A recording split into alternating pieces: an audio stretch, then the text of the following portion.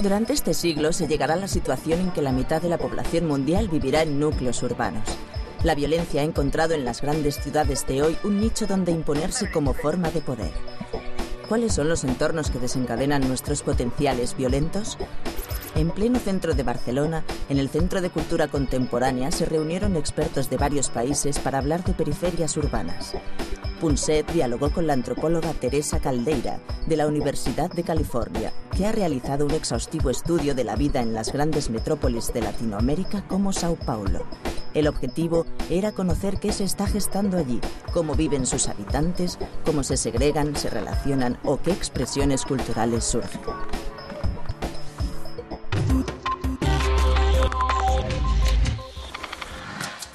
A veces pienso que de este tema, de la juventud, de cómo se inserta en el entramado urbano, de la segregación espacial, de la segregación de género, de la violencia,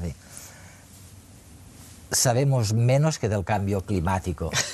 Se habla mucho de las dos cosas, pero no, en la calle no tenemos una idea clara de qué es de verdad lo que está ocurriendo. Por ejemplo, ¿hay más violencia o menos violencia que antaño? A veces hablas con científicos o con gente de la calle y te dice, sin dudarlo, antes había más violencia, ¿no? Echaban a los niños por las pirámides y cosas así. Éramos caníbales. La especie humana es menos violenta. Y en cambio mucha gente en la calle te dirá que cada día hay más violencia, que no se puede vivir donde antes podía vivir. ¿Qué está ocurriendo? Yo diría que ha habido un movimiento de disminuir la violencia que pasó sobre todo durante el siglo XX, que sí se disminuyó mucho la violencia. Pero también hay un momento, sobre todo, lo voy a hablar de las ciudades de América Latina que yo conozco mejor, sobre todo de Brasil. La violencia se fue disminuyendo hasta los años 80 y de ahí hubo un momento de que se aumentó mucho. Y eso pasó también en los Estados Unidos. Se sabe que una de las razones por la cual le aumentó mucho, y cuando yo hablo de violencia estoy hablando del número de la gente muerta, que es lo indicador más preciso que tenemos. Aumentó mucho el número de homicidios en Brasil, en los Estados Unidos, en los años 80. Sí. Una de las razones fue la asociación con el crack. Cuando el crack, la droga esa, se difundió mucho, hubo un aumento muy grande de muertes, sobre todo en los barrios periféricos de la ciudad, asociado al crack. Cuando se controló el crack en los Estados Unidos, por ejemplo, se bajó otra vez el nivel de violencia. Entonces, hoy día en los Estados Unidos está mucho más bajo de lo que estaba en los años 80. Durante los 80 y 90, en la región metropolitana de Sao Paulo, hubo años en los que la policía mató a más de 1000 personas, más que el número de homicidios en el mismo periodo en la ciudad de Nueva York. En los primeros meses de 2007, en Río de Janeiro, la policía mató a más de 600 personas. Sao Paulo. Unos 7000 chicos menores de 18 años trabajan en las llamadas bocas de fumo, puntos de venta ilegal de droga.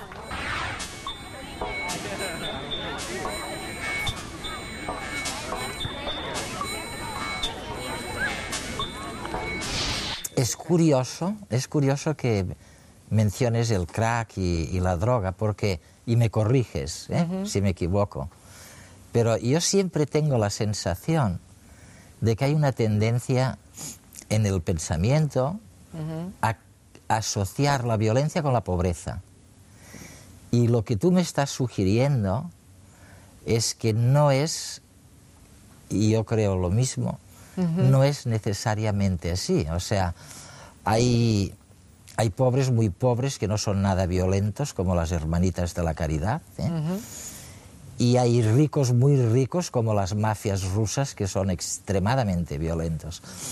¿Qué piensas tú? Cuando yo escribí mi libro, una de mis mayores preocupaciones fue ir contra esa idea de que es la pobreza que genera la violencia.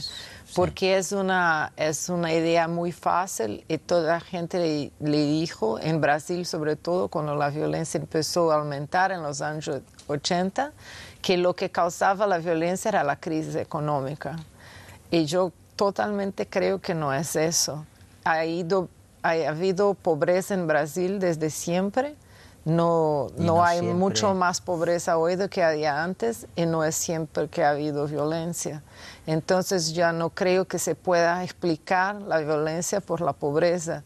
Lo que sí ocurre es que hay como, por ejemplo, el crack se distribuye mucho en los barrios pobres. Sí ha habido un aumento de la gente que moría en los barrios pobres, pero no es por causa de la pobreza. Sino de la droga. De la droga o de la relación con el crimen organizado. Cuando te miras al espejo, seguramente ves a alguien virtuoso y benévolo, o al menos incapaz de cometer atrocidades. En 1971, Philip Zimbardo, psicólogo social de la Universidad de Stanford, condujo un experimento para responder a una pregunta sencilla. ¿Qué sucede cuando sitúas a personas inocentes en lugares perversos? ¿Prevalece la cordura o se impone la violencia? Para contestar a esta pregunta, Zimbardo realizó una simulación de una cárcel. En ella asignó al azar los roles de guardias y de reclusos entre un grupo de estudiantes voluntarios. A pesar de que estos habían sido preseleccionados por sus condiciones óptimas de salud mental y física, los guardias enseguida mostraron un nivel muy alto de sadismo y los prisioneros signos agudos de estrés y depresión. El experimento tuvo que ser suspendido antes de lo previsto por la crueldad alcanzada.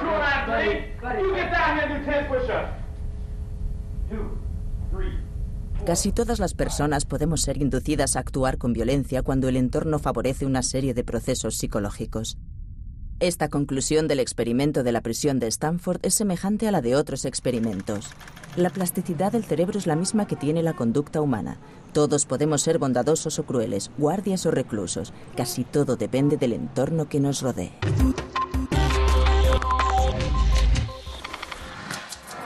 Hay un tema que, no solo en América Latina, donde está la mayor parte de la audiencia de este programa, y en el sur de Estados Unidos, sino también en España nos preguntamos y nos preocupa muchísimo. O sea, a mí ha habido instituciones que me han venido y me han dicho, Eduardo, ayúdanos a reflexionar sobre lo que ellos llaman el abismo generacional, ¿no? Y yo hablo con expertos que me dicen, I don't know.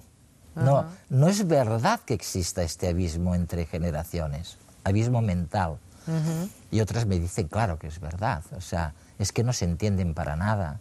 ¿Cuál es? ¿Qué ha ocurrido aquí? ¿Se ha ocurrido algo nuevo? Yo creo que la generación de jóvenes, que es joven ahora, sí, tiene una cuestión muy importante, que es totalmente distinta de lo que había en la generación de sus padres. Por ejemplo, voy a hablar sobre todo de los jóvenes de las clases trabajadoras. Hasta la generación de los padres de esos jóvenes, uno podría tomar como cierto que que había trabajo. Que encontraría un trabajo. Y que encontraría un trabajo en fábrica o en alguna cosa, pero que si vivía en la ciudad le daría trabajo y se podría inserir en una cultura de trabajo en la ciudad y construir su identidad como trabajador, que era lo que daría un cierto inserción social y también una medida de dignidad. La idea de que soy un trabajador, puedo educar a mis hijos, les puedo mandar a la escuela. Había una perspectiva de futuro. Ahora eso ya no pasa. Ella me ningunea, ella no me valora como, no me respeta como debe ser, ella no sabe lo que tiene que hacer y no sigue mis instrucciones.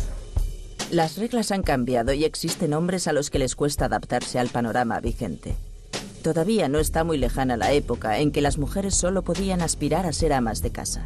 El papel de las mujeres estaba limitado a velar por sus hijos, a fregar, a planchar y a hacer feliz a su marido, por supuesto. La antropóloga Mercedes Fernández Martorell es la directora de un proyecto I+D para diagnosticar el maltrato y asesinato de mujeres por parte de sus parejas. Tras acudir a más de 700 juicios por agresión, ha entrevistado a decenas de hombres maltratadores. En todos los casos ha visto que estos hombres no aceptan el hecho de que sus parejas puedan ser mujeres independientes y autónomas. Yo entiendo que no existe ningún perfil de maltratador. Lo que sí existen son pautas de comportamiento comunes y justificaciones comunes y argumentaciones comunes. Por más que los hombres justifiquen su maltrato alegando que sus mujeres no siguen sus normas, la antropóloga tiene claro que la violencia en la pareja no existe porque las mujeres tengan hoy más libertad que antes. Siempre ha habido mujeres maltratadas, aunque antes no se lo considerara como un crimen. Después de investigar sobre el maltrato en la pareja, Fernández Martorell también desmiente el mito de que la pobreza es la causa de la violencia. El maltrato de sexo no tiene que ver con las clases sociales, tiene que ver con otros asuntos. Desde luego lo que se puede demostrar por estadísticas es que hay malos tratos en todas las clases sociales.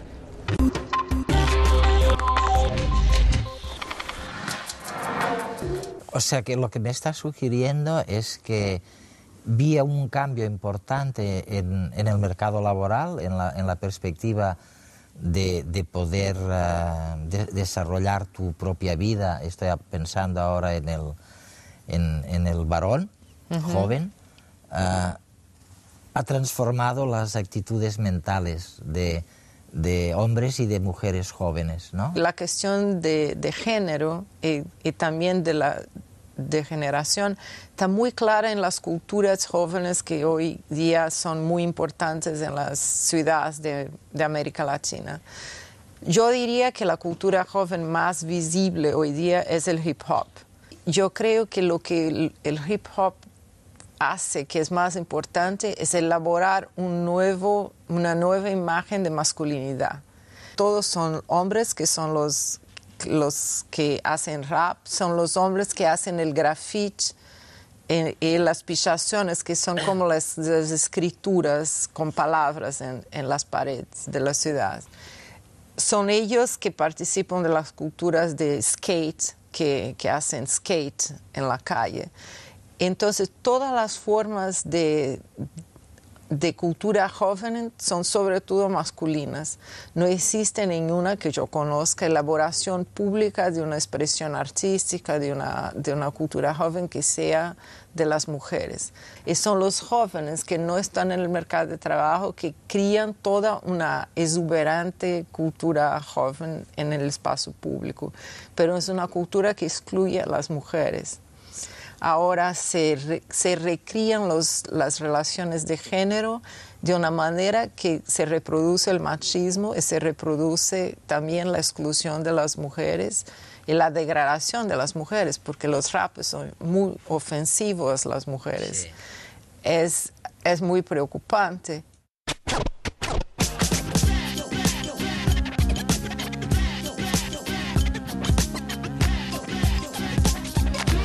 Fue como un movimiento creativo, cultural, en la que los chicos salían de la calle, ¿no? Y salían de la calle, pues ya fuese pintando, bailando, cantando. Renacer, de vuelta a la vida, renacer, vuelta al punto de partida, renacer, renacer el sufrimiento y el placer. ¿Cómo serías tú si volvieras a nacer, renacer? Yo pienso que hay una gran creatividad.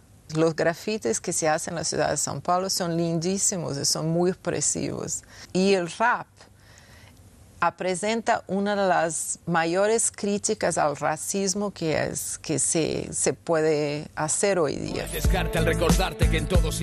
El hip hop nació en los barrios pobres de Nueva York como expresión de una lucha social y reivindicativa. Pero en los últimos años, la rama más masiva del hip hop estadounidense ha perdido los valores que habían inspirado su formación. El machismo, la ostentación y la incitación a la violencia inundan el hip hop que se muestra por televisión. Pero en España, el hip hop va por otro camino.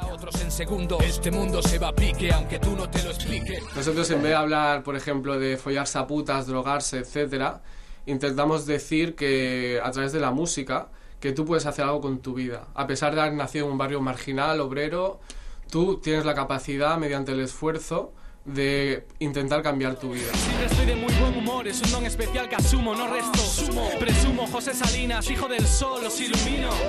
Escucha el himno, música positiva envío, mi voz en vivo suena así, Efren el otro MC, sigue los tíos. El hip hop nacional es, yo siempre digo que es como de autoayuda, ¿no? En la ciudad de los niños. Kader es hijo de inmigrantes pobres y su infancia y adolescencia han sido difíciles. Hoy tiene un trabajo estable y ha formado una familia.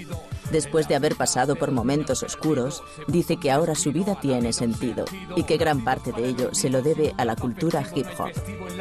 Como parte de un trabajo voluntario, Kader suele organizar talleres de graffiti para jóvenes con historias semejantes a la suya. Lo hace a través de la Fundación Exit, que se dedica a enseñar oficios y dar salida laboral a jóvenes de entre 14 y 18 años. Pues ahora, por ejemplo, tenemos un proyecto en San Roque con niños vandálicos de San Roque, niños problemáticos. Y bueno, ya es un poco, aparte del taller de graffiti, será un poco más de psicología, ¿no? De entrar en lo que quieren hacer ellos en la vida. Y me encanta ver cómo evolucionan, cómo van haciendo cosas, cómo se recrean y ya no pierden tanto el tiempo en estar en la calle haciendo el perro o haciendo el gilipollas. Solo con que salga un niño bien de un grupo de 20, ya te sientes bien, ¿no? Y es una gran verdad, ¿no? Él es alguien ejemplar en apariencia, le gusta ir de caza aunque rechaza la violencia. Patriota y de buena cuna, procura votar. A pesar de ser idiota, posee una fortuna. El hecho de que pertenezcas a la cultura hip hop te hace como utilizar tu propia rabia, que no sabes cómo canalizarla en algo constructivo. Que puede ser pintando, puede ser bailando, scratcheando, escribiendo letras y dando un mensaje positivo. Eso yo creo que te puede salvar la vida. El hip hop nos ha sacado a algunos de bastantes cosas así un poco oscuras, pero la creatividad y la gente, las ganas y el afán que tiene, ¿no? por hacer cosas ha hecho que esa violencia se deje un poco de lado, ¿no? Bien, esto es para todo aquel que busca su futuro y que trabaja duro para poder sobrevivir, aun sin sentir otra recompensa que la de llegar a fin de mes. Así es, así es.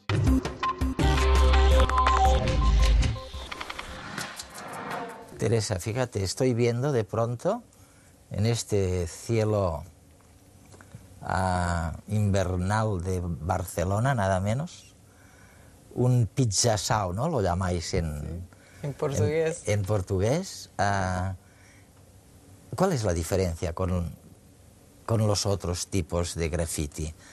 ¿No hay dibujo en este? Sí, la pichação es solo la palabra, en general el nombre de la gente que lo escribe.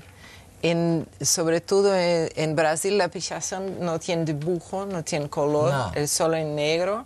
Y es un nombre, y cada gente elige un nombre que no es su propio nombre, pero es una marca, como un label, y lo pone por toda la ciudad para marcar su presencia. Como lo harías en internet, ¿no? Sí, pero crías un personaje y lo distribuye por la ciudad. Ahí me parece que son dos. Y una de las cosas de la pichação es que también lo ponen en espacios que son casi imposibles. Me dile cómo uno subió ahí el topo del edificio para ponerlo.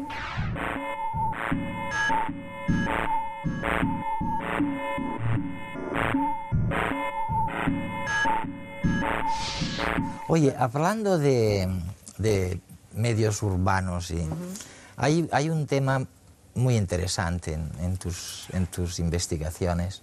Hay como un cierto reproche latente en tus escritos, a este cerramiento de una parte de los ciudadanos entre muros para protegerse de la violencia. Y cuando te leo, digo, bueno, ¿y cuál es la alternativa? O sea,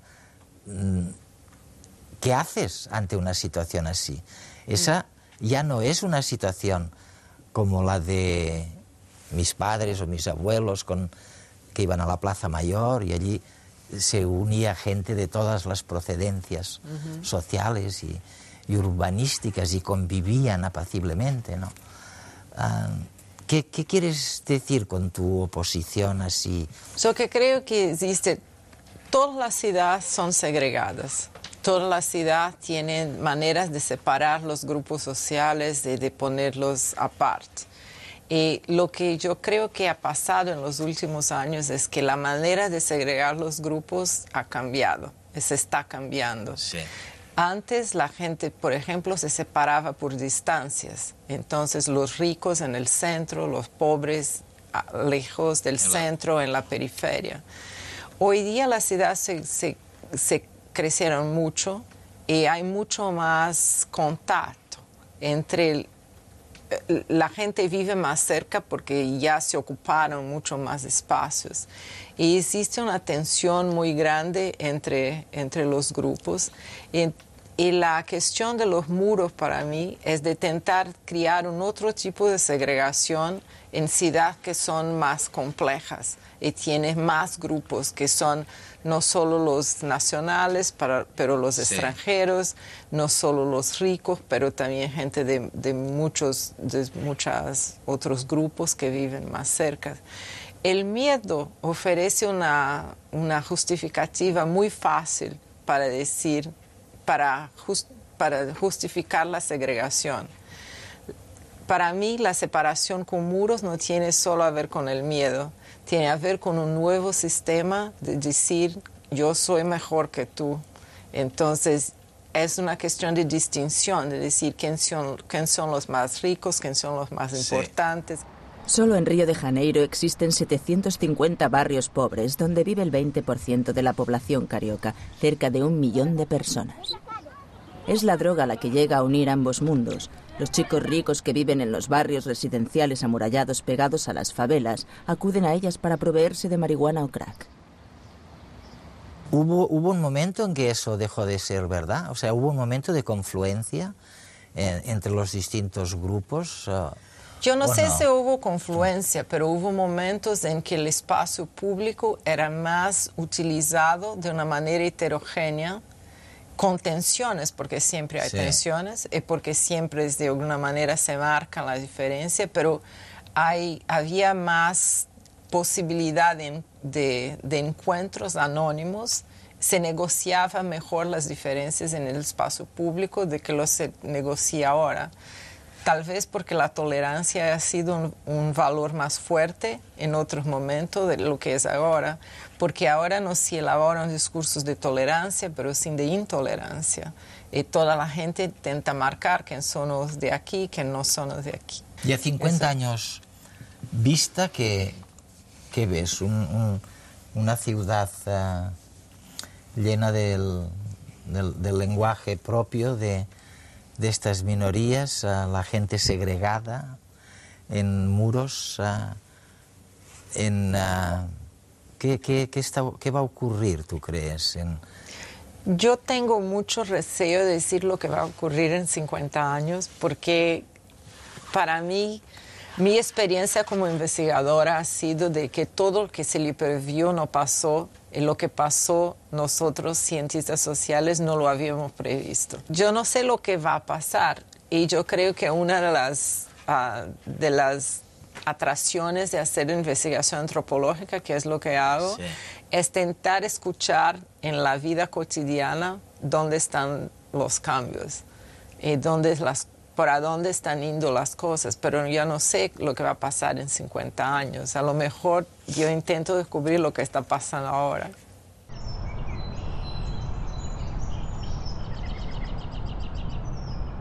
Ah.